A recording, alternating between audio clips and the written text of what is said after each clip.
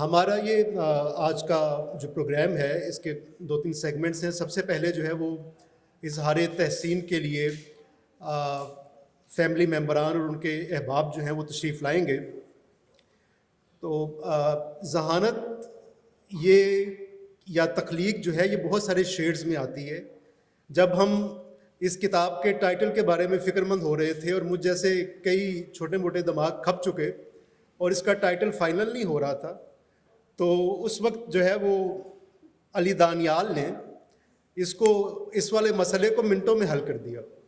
تو جب اس طرح کا کنٹریبیوشن اور اس طرح کی جو ہے وہ آپ کو ملتی ہے، مور پاور ٹو یو والا سائن ملتا ہے، تو آپ زیادہ مضبوط ہو کر سامنے آتے ہیں. میں چاہوں گا کہ علی دانیال سے ہی آغاز کیا جائے کہ آپ آئیں اور اس موضوع پر گفتگو کریں، اس کتاب پر بھی اور اپنے ایکسپیرینس پر. السلام علیکم. میرا نام علی دانیال نام ہے اور مجھے اس بات پہ بے حد فخر ہے کہ میں صائم آفتاب کا بیٹا ہوں.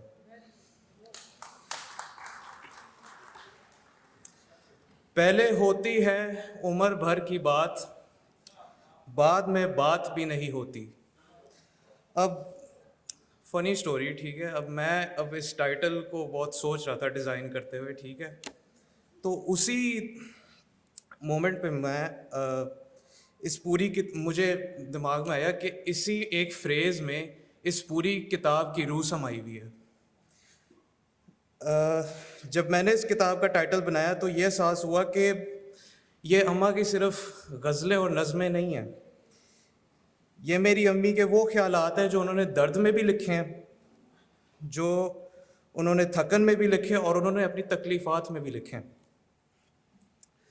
ایک سردار عورت جو اپنے گھر کو سنبھالتی ہے، جو اپنے بچوں کو خاص طور پر میرے چھوٹے بھائی حسنی کے ساتھ بے حد پیار کرتی ہیں، اور جو ہر روز آرتھرائٹس کی تکلیف کے ساتھ سوتی اور جاگتی ہیں، لیکن پھر بھی ان کے اندر اتنی طاقت ہے کہ وہ قلم اٹھا کر لکھتی ہیں.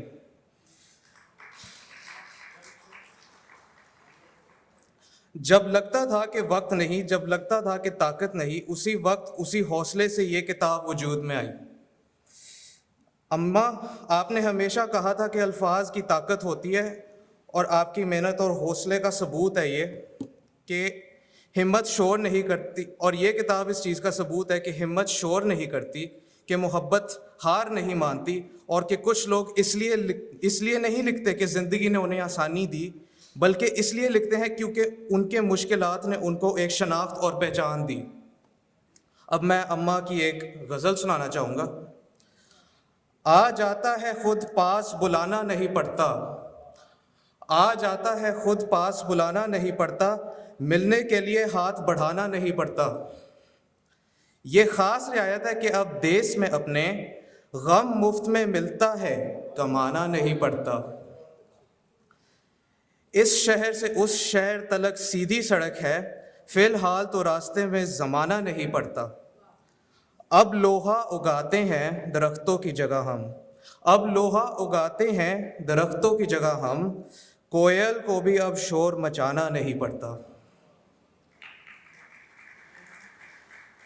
اب ایک اور غزل اماں کی اسپیشل ریکویسٹ میں کرنا چاہوں گا، یہ انہوں نے مجھے خاص طور پہ کہا تھا کہ بولنے. سب کو اس کی پڑی نہیں ہوتی، سب کو اس کی پڑی نہیں ہوتی، نوکری زندگی نہیں ہوتی. کچھ بھی ہاتھ میں لکھو تو یاد رکھو، وقت کی ڈائری نہیں ہوتی. پہلے ہوتی ہے عمر بھر کی بات، بعد میں بات بھی نہیں ہوتی. Thank you.